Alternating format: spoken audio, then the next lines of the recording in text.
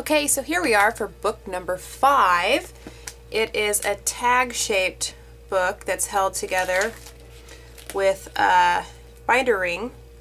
So there's so many things you can do with this, and it's a nice small size. So what I decided to do was use up some scrap paper that I had laying around. I've already made one, and I used a very thin chipboard for the cover that I covered with paper. And then I took strips of paper, 12-inch paper, folded them in half to create the pages. So, and I left all the pages blank. This would be a fun little book to add little stories, or it's the little sticker on the front says story time. But it'd be fun to put a little photo of your child and put first bottle, first bite, first word, first haircut, you know, whatever. It's just a nice little flip book that could tuck in anywhere, and it would also make a really nice gift. So that's the one that I had done, and then I've already started preparing the one that I'm going to do today, and I've got the cover done, and this one is another lot of scrap paper that I had laying around, and I did use actual chipboard for the cover of this one, so it's a little sturdier than the one I just showed you. But I covered it with this car paper, and then I just freehand drew a car, cut it out, and cut the wheels out, glued it on. This Let's Roll is an Imaginisque rub-on, and then I traced the car in black sickles. So that's the cover. Here are the pages that I already have prepared, but I have one that I'm going to do for you live. To create the cover, you need 2 6x3-inch pieces of chipboard, and then you're going to want to make the tag shape. So again, using my mat here with my lines, I'm just going to square this up and then line my ruler up and cut the corners off of 2 sides to create the tag shape. Now if you had a die that cut a larger tag size, you could use that. I mean, the dimensions can be enlarged or whatever, just for your taste. And then I want my my holes to match up, my punch holes. So I'm going to do that. Alright, so there is my chipboard tag for the cover. And now I'm going to cover it with the car paper. And this is a Paper Studios that I picked up at Hobby Lobby. When I had my kids, I went crazy and bought all this paper to scrapbook, and then had obviously tons left over.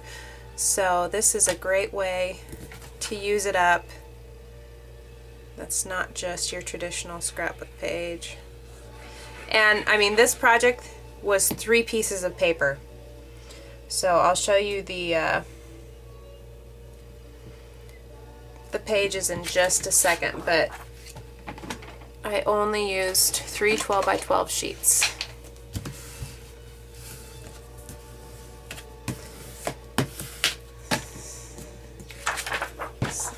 That.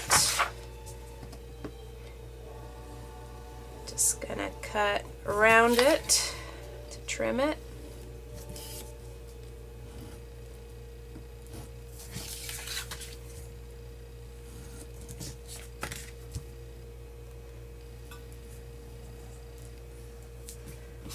Alright, punch my hole. And then the nice thing about this paper, there's no right or wrong way, so I can now lay the other side. I mean, if you were doing a paper with a direction, you might need 2, unless you can butt your paper or your chipboard up close enough to end up with your 3 inches. which I did not, so I'm going to have to use it this direction. So just keep that in mind if you're using paper that's directional with its pattern.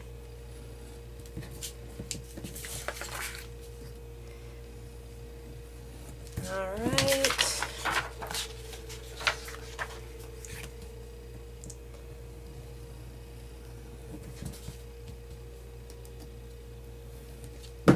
See, and how easy was that for your cover piece? Real quick. All right. Now, the pages, it says to cut also 6 by 3, but I made my pages slightly smaller than my cover. So I just, once I have it folded, I trimmed it down. I did cut a 12 by 12 sheet by 3 inches, so I ended up with 4 strips like this, and then I scored with my scoreboard in the middle of each piece. That way I could just take it and fold it. And you see it's not a perfect because I was working quick, but that's okay because we are going to trim them down just a bit.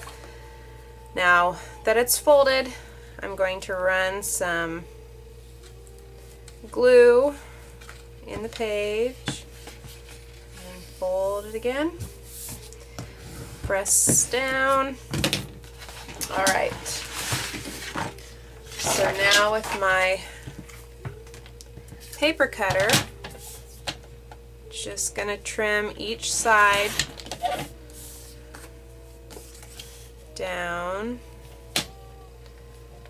And let's see. And then trim that end off just a tad. Alright. And now again I need to create my tag shape. So let me close this up.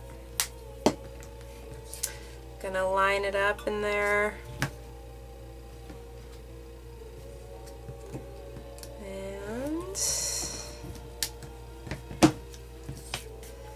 And I mean, obviously on this one, all my pages I'm using the same paper. You can use different colors, just whatever. Like I said, I'm using up scraps, and that's the best thing about these mini albums. They don't take a whole lot of paper. Now I'm using Distress Barn Door ink to color the edges, because I don't know if I can get this on paper. See that white edge? I don't like that. So here where I already did with the red, it just blends in with the paper and you don't get that white sharp edge, which is great.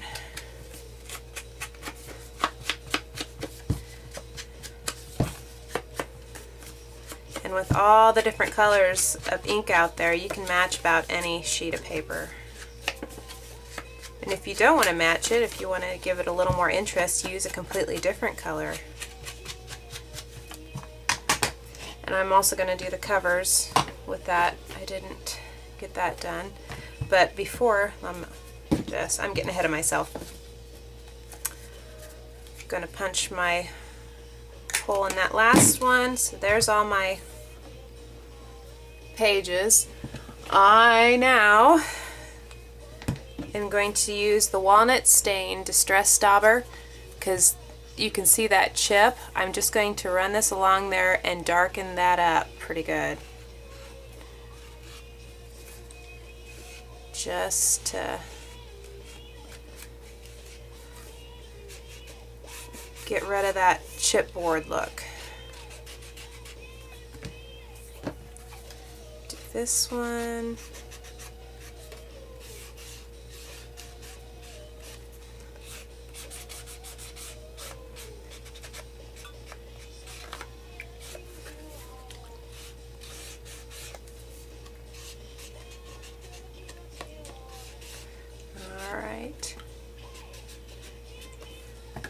There's that. Now I am going to go with my red just to add a little interest, I guess.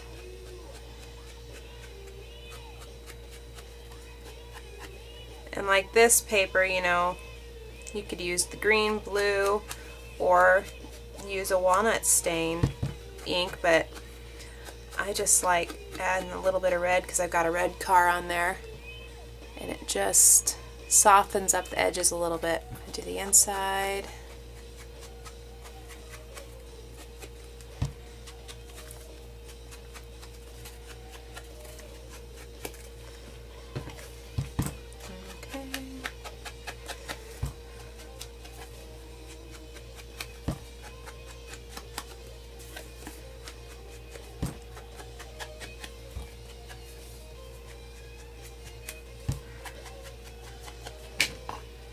Alright,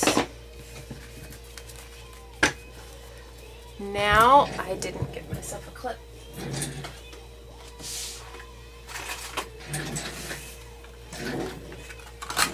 Let's see here, this is assortment. Let me see.